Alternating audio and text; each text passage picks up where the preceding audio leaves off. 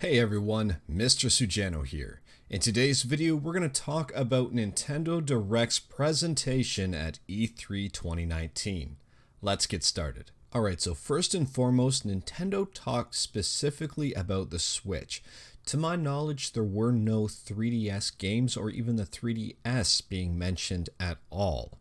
Now, I might have missed something, but I really don't think so. I don't think they announced anything for the 3DS, which really confirms the 3DS is pretty much dead. Metroid Prime 4 was absent.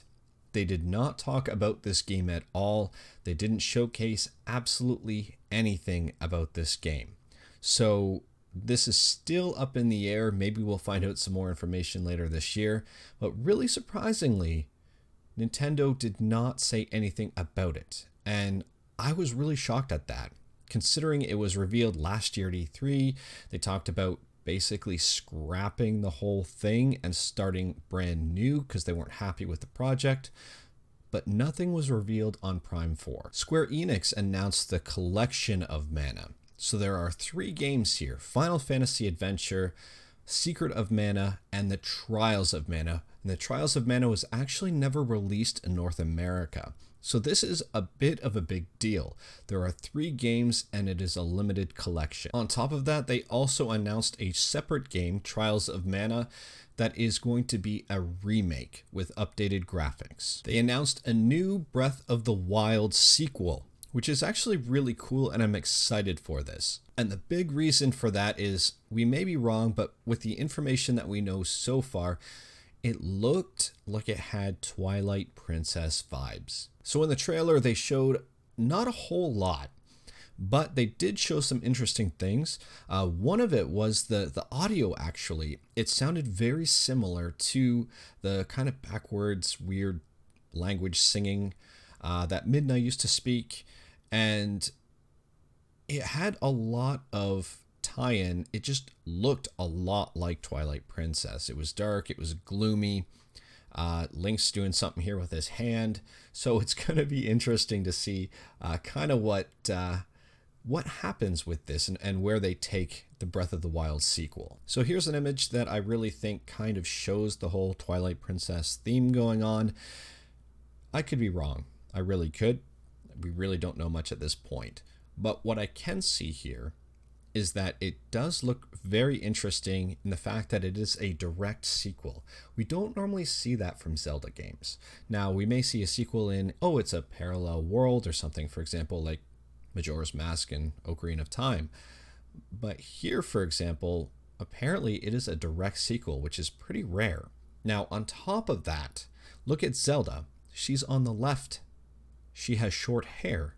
So it's a big change from the regular, Zelda game that we see, and it looks like she's going to have a very active role in the game, which is also kind of a new twist on a Zelda game. Now, anyways, if you've seen the trailer for the new Breath of the Wild sequel, let me know in the comments below what your thoughts are, because this is one thing that I'm really interested in. Now, moving on, but we're still going to stay with Zelda for the time being, Link's Awakening. The Legend of Zelda Link's Awakening, they showed off a little bit more gameplay, and one thing that's really interesting is it looks like they're going to have some sort of dungeon creator for Link's Awakening. So that'll be a brand new element to the game, almost like a brand new element to the Zelda series. Nintendo also announced a Panzer Dragoon remake.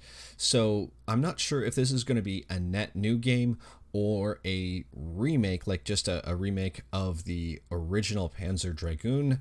But it looks interesting. And if you don't know what it is, I highly recommend checking out the trailer.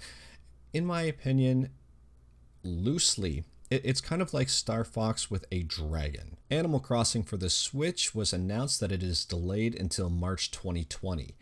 Now, I'm not really a big fan of Animal Crossing for the Switch, or Animal Crossing in general.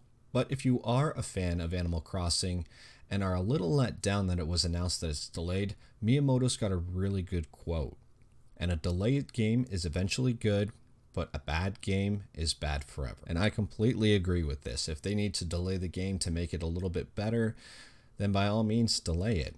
It beats releasing something that needs work or isn't great and then let you down that way. Now, speaking of interesting news, The Witcher 3 Wild Hunt Complete Edition, so with everything, all of the expansions, all the DLC, was announced for the Nintendo Switch. And why I say this was interesting, The Witcher 3 Wild Hunt, the Complete Edition, is a very graphic intensive game, and it's a very beautiful game.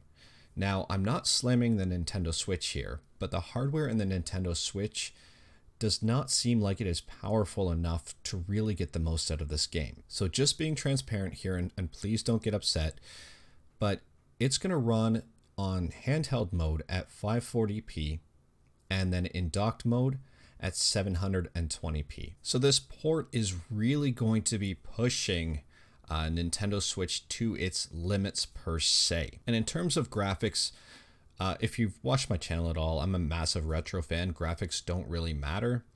However, I don't know if this will be the optimal experience because I'm guessing the frame rate might actually suffer, or things may be trimmed out of the game in order to fit it onto one of those little cartridges.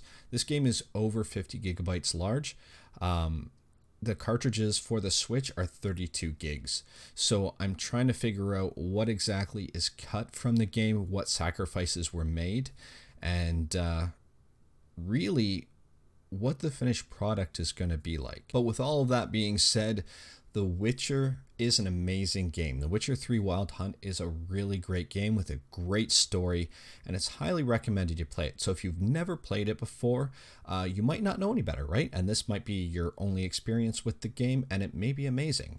So that being said, it is still great that it's coming to the Nintendo Switch, and some people may be really looking forward to it. And the last thing I wanted to talk about was for all of you Smash fans out there. Banjo-Kazooie is finally going to be a DLC character for the game. I remember playing Banjo-Kazooie back on the Nintendo 64. I thought it was a lot of fun, and it's been kind of disappointing that we really haven't seen much out of this duo since the N64 days. So Banjo-Kazooie is definitely going to be an official DLC character for Smash Bros.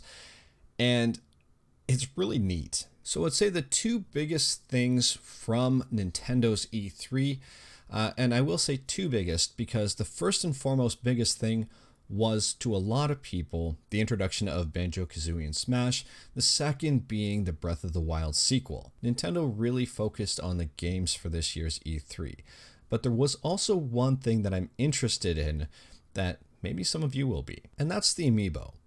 So if you're in the States, this one's actually already available to pre-order at Amazon.com. It's the Link's Awakening Amiibo. If you think about it, there's probably also going to be a Banjo-Kazooie Amiibo, which I might even be more excited about. Anyways, if you liked the video, leave a like. If you didn't like the video, leave a like. Hit that subscribe button and let me know what you think or what you thought about Nintendo's E3 showing in the comments below. Thank you, everyone. Take care.